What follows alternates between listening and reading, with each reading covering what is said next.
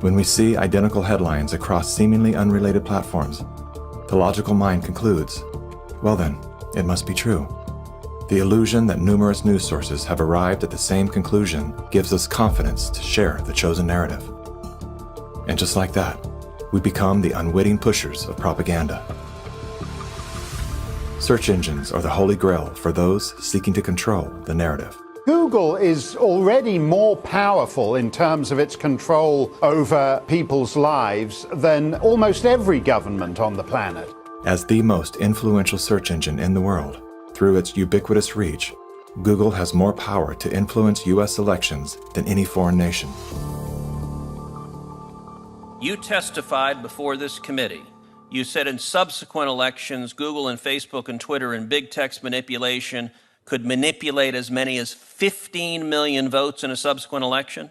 And the methods that they're using are invisible, they're subliminal, they're more powerful than most any effects I've ever seen in the behavioral sciences, and I've been in the behavioral sciences for almost 40 years. The blacklists is something that Google said didn't exist, and they testified that under oath. And nothing but the truth, so help you God. I do.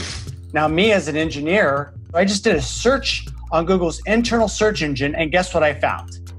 It had blacklisted search terms like cancer cures. Why is Google deciding what people can and cannot search for?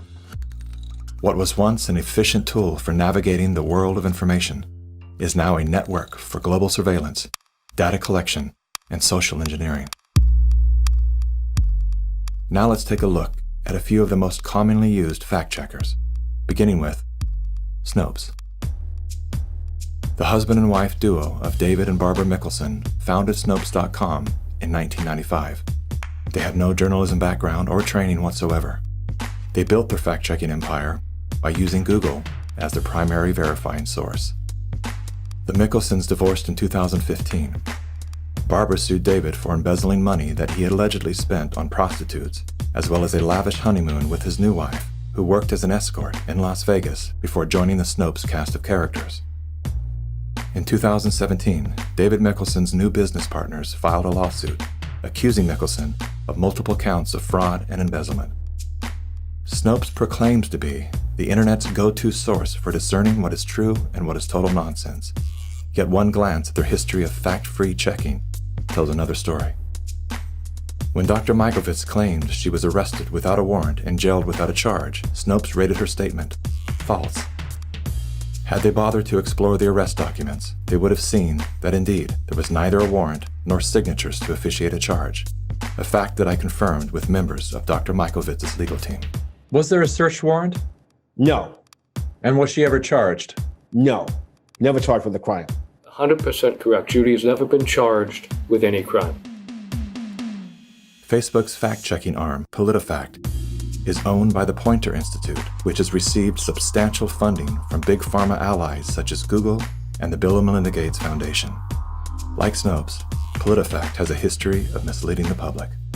In late January of 2019, PolitiFact, Snopes, and FactCheck.org raced to squash the notion that coronavirus and its treatments were patented. They reviewed only 3 of the 4,452 publicly available patents, which unmistakably show that SARS coronavirus detection and treatment had been widely patented by both the public and private sectors.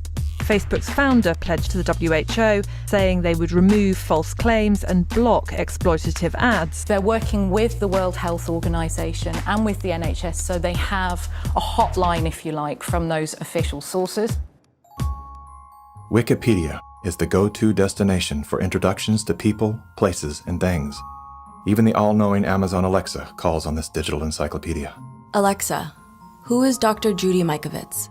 According to Wikipedia, Judy Ann Mikovits is a former American research scientist who is known for her discredited medical claims. She has been described as an anti-vaccination activist and a promoter of conspiracy theories, and has been accused of scientific misconduct. Wikipedia is supported by the Wikimedia Foundation, a non-profit parent organization with a long history of politically tied funders. Many named, many anonymous. What exactly does a Wikipedia donor receive in exchange for their generosity? What began as an unbiased open source platform is now weaponized to undermine the work and reputation of anyone deemed a threat to its stakeholders. And once they smear you, they lock you out for making corrections to your own bio. In summary, most independent fact-checkers are neither independent nor factual. Simply put, they are political spin machines.